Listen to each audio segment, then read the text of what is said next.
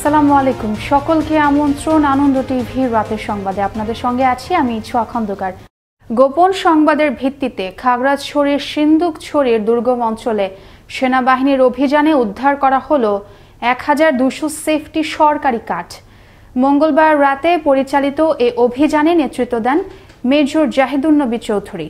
উদ্ধারকৃত কাঠের আনুমানিক বাজার মূল্য 6 লক্ষ টাকা। বনাঞ্চল রক্ষায় সেনা অভিযান অব্যাহত থাকবে বলে জানান সিন্দুকছড়ি জোন অধিনায়ক লেফটেন্যান্ট কর্নেল দেওয়ান মঞ্জুরুল হক। পিরোজপুরের সরবকাঠিতে ছেলে মেয়েদের প্রেম সংগঠিত বিষয় নিয়ে মামলায় জড়িয়ে পড়েন স্থানীয় কালাম ও হেলালের পরিবার। মেয়ের বাবা হেলাল মিয়া ছেলের বাবা কালাম মিয়ার বিরুদ্ধে মামলা করলে পলাতক থাকে সে। এ সুযোগে গেল রাতে কে বা কারা কালাম মিয়ার বাড়িতে হামলা চালায়। লুট করে নেওয়া হয় নগদ অর্থ, বাড়ির দলিল ও সন্তানদের শিক্ষা সনদ সহ স্বর্ণালংকার। এ ঘটনায় মামলা প্রক্রিয়াধীন বলে জানায় ভুক্তভোগী পরিবারটি।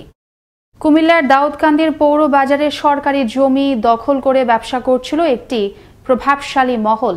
খবর পেয়ে নির্বাহী ম্যাজিস্ট্রেট সহকারী কমিশনার ভূমি সেলিম শেখের নেতৃত্বে পরিচালিত হয় ভ্রাম্যমাণ আদালত। অভিযান চলে সোমবার দুপুর থেকে সন্ধ্যা পর্যন্ত। এ সময় সিলগালা করা হয় 3টি ব্যবসা প্রতিষ্ঠান। টাঙ্গাইলের মির্জাপুরে ট্রাক ও কাভার্ড ভ্যানের মুখোমুখি সংঘর্ষে মৃত্যু হল কাভার্ড ভ্যান চালক স্বপন প্রামাণিকের। মঙ্গলবার সকাল 6টায় ঢাকা টাঙ্গাইল মহাসড়কের মির্জাপুরের নতুন বাইপাস আন্ডারপাসের ওপর এ দুর্ঘটনা ঘটে। দুর্ঘটনায় আহত হন কাভার্ড ভ্যানে থাকা অপর 3 জন।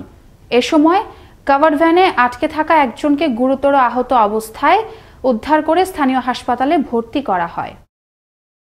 কুমিল্লার নাঙ্গলকোটের সাতবাড়িয়া প্রবাসী নাজমুলের স্ত্রী আসমা আক্তার। বিয়ের পর ভালোই চলছিল সংসার। কিছুদিন যেতেই শুরু হয় বউ শাশুড়ি মনোমালিন্য।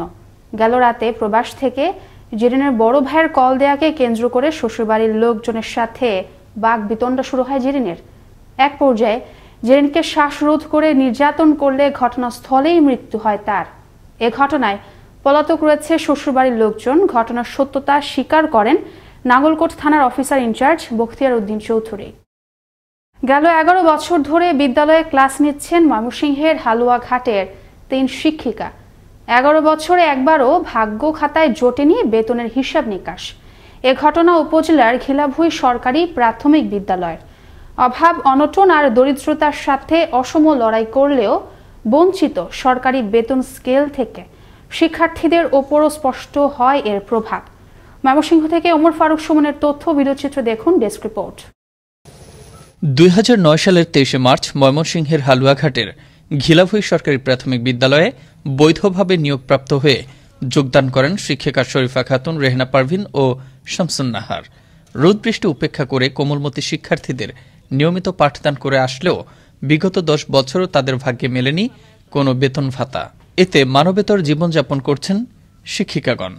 2009 থেকে আমরা এই পর্যন্ত চেষ্টা করতেছি, টিও স্যারদেরকে বলতেছি যে আমাদের বিল ভাতাদের ব্যবস্থা করে দিন, কিন্তু তারাও কোনো ব্যবস্থা করতেছে না আমাদের। আমরা এত দিন যাবত আসা যাওয়ার পর আমরা অস্থির হয়ে পড়ছি। দীর্ঘদিন এত কষ্ট করে আমরা করতেছি, আমাদের তো কোনো বিল ভাতা আসতেছে না। আমরা কষ্ট করতেছি, কিন্তু আমরা যদি বেতনটা পাইতাম তাহলে আমাদের জন্য সুবিধা হতো। বেতন না পেয়ে ঘর সংসার সামলাতে হিমশিম খাচ্ছেন শিক্ষিকাগণ। এর প্রভাব পড়েছে শিক্ষার্থীদের ওপর, এমনটাই মত এলাকাবাসীর। শিক্ষকরাও বেতন ভাতা নাই, ওনাদেরও কিছু গেপ থাকবে, স্বাভাবিক, সাধারণ মানুষের থাকবে। এদিকে পদ সংক্রান্ত জটিলতা থাকায় বেতন ভাতা বন্ধ রয়েছে বলে জানান এ কর্মকর্তা। কর্তৃপক্ষের একটা সুদৃষ্টি কামনা করি যাতে তাদের বেতনগুলো দ্রুত হয়ে যায়। আর মামলা সংক্রান্ত যে জটিলতাটা আছে এটা সবাই জানে। এটা আমাদের এই মামলার হাইকোর্টের নির্দেশ না আসা পর্যন্ত আমরা কিছু করতে পারতেছি না। অনতিবিলম্বে বেতন ভাতা চালু করে বিদ্যালয়ে পড়ালেখার সুষ্ঠু পরিবেশ ফিরিয়ে আনার দাবি শিক্ষার্থীদের, অভিভাবক এবং এলাকাবাসীর। মুস্তফা কামাল তোহা, আনন্দ টিভি, ন্যাশনাল ডেস্ক। এই ছিল এখনকার মতো আনন্দ টিভির সর্বশেষ সংবাদ এবং বিনোদন।